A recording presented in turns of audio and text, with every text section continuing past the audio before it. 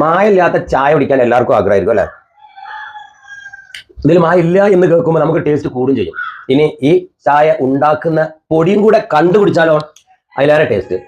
ഇനി അതും പോട്ടെ, ഇത് ഉണ്ടാക്കുന്ന ഫാക്ടറി പോയിട്ട് അതിന്റെ നിർമ്മാണം കണ്ട് അവിടുത്തെ പച്ചില ഇലത്തോട്ടത്തിൽ പോയിട്ട് അതും കണ്ട് ആ ഫാക്ടറിയും കണ്ടിട്ട് അവിടുന്ന് ചായപ്പൊടി മേടിച്ച് ചായ ഉണ്ടാക്കി കുടിക്കുമ്പോഴുണ്ടാകുന്ന ഫീലിംഗ് അതിലേറെ ടേസ്റ്റ് ആവും അല്ലെ. കഴിഞ്ഞില്ല. ഇനി മായം ഇല്ല എന്ന് സർക്കാരിന്റെ സർട്ടിഫിക്കറ്റ് ലാബിൽ പോയി ആ ചായപ്പൊടി കാണിച്ചു ടെസ്റ്റ് ചെയ്ത് കൊടുത്തെങ്കിൽ ഒരു സർട്ടിഫിക്കറ്റും കൂടി നമ്മുടെ കയ്യിലുണ്ടായി. പിന്നെ ഈ ചായ കുടിക്കുമ്പോഴോ പെട്ടെന്ന് തീർന്നു.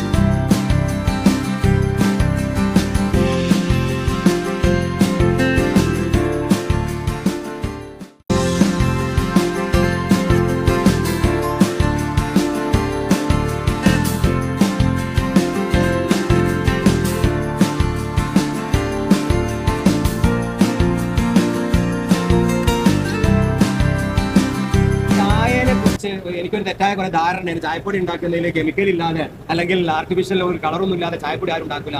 അത് കാണാൻ വേണ്ടിയിട്ട് ഫാക്ടറിക്ക് വന്ന് ഫുള്ള് സാറിന്റെ പേര് മാധവൻ സാർ ഇതെല്ലാം ലൈവായി കാണിച്ചു തന്നപ്പോൾ വലിയ സന്തോഷം. നമുക്ക് മൂക്കിൽ കുത്തുന്ന മണമൊന്നും കിട്ടുന്നില്ല. അതിന്റെ കാരണം അതായത് ചായ കലക്കി പിടിക്കുമ്പോൾ പച്ചവെള്ളത്തില് ചായപ്പൊടി കഴിക്കാൻ പോകുന്നത് കളറുള്ളതാണെങ്കിൽ എന്താ പറയാ, ഇത് കളർ കാണും അല്ലേ.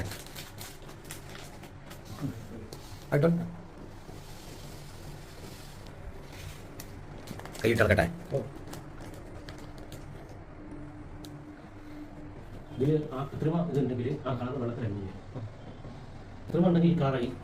അതില്ലെങ്കിൽ അതിന്റെ അടുത്ത കിട്ടിയാൽ മതി.